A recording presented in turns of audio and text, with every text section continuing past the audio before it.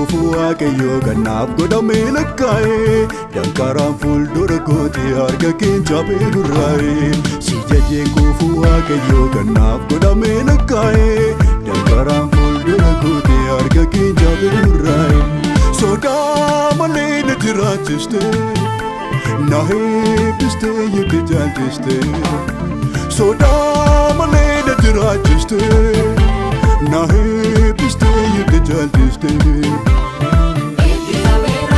Jirtaana wajjini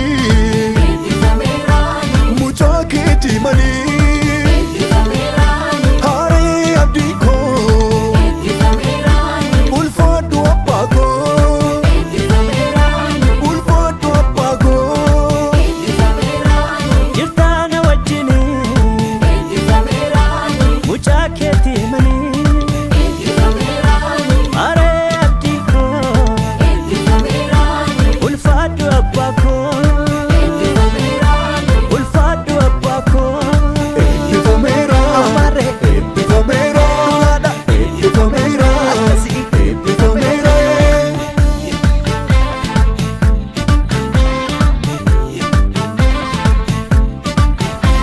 Abdiidha tureetu dubbiin kee karaan banamnaanii nan fiigee karaan banamnaanii nan fiigee gada deemaa deemuun hafeera humnoota deemsisuu dhufeera humnoota deemsisuu dhufeera.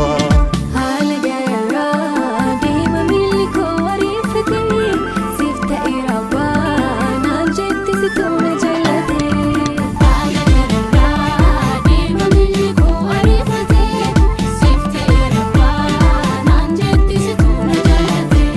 Abdiidha tureetu dubbiin kee karaan banamnaanii nan fiigee karaan banamnaanii nan fiigee gada deemaa deemuun hafeera humnoota deemsisuu dhufeera humnoota deemsisuu dhufeera. Haala garaa deema miilli koo ariifatee siif ta'eera baanaan jettee si tola jallatee. Haala garaa deema miilli koo ariifatee siif ta'eera baanaan jettee si tola jallatee.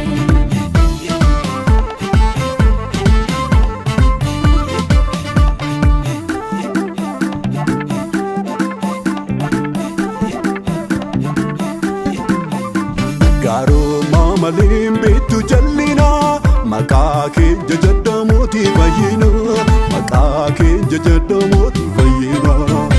Gaarummaa malee beektu jallinaa maqaa keenya jedha mootii fayyinaa maqaa keenya jedha mootii fayyinaa. Tolaan hin jiru sirraa kan hafe kan waamnaan namaa dhufuu dadhabe kan waamnaan namaa dhufuu dadhabe. Tolaan hin jiru sirraa kan hafe kan waamnaan namaa dhufuu dadhabe kan waamnaan namaa dhufuu dadhabe.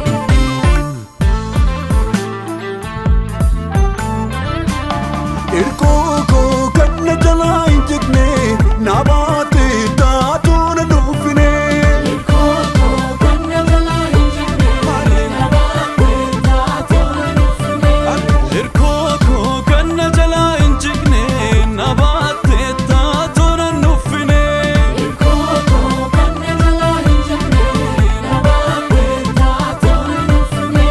Irkoo koo kan na jalaa hin jinne na baate taatoo na dhuunfine. Irkoo koo kan na jalaa hin jigne na baate taatoo na dhuunfine. Irkoo koo Ijaarsa jallinaa sinirraa deebisee waan hundaa kootatti si kophaa leellise. Ijaarsa jallinaa sinirraa deebisee waan hundaa kootatti si kophaa leellise. Ijaarsa jallinaa sinirraa deebisee waan hundaa kootatti si kophaa leellise.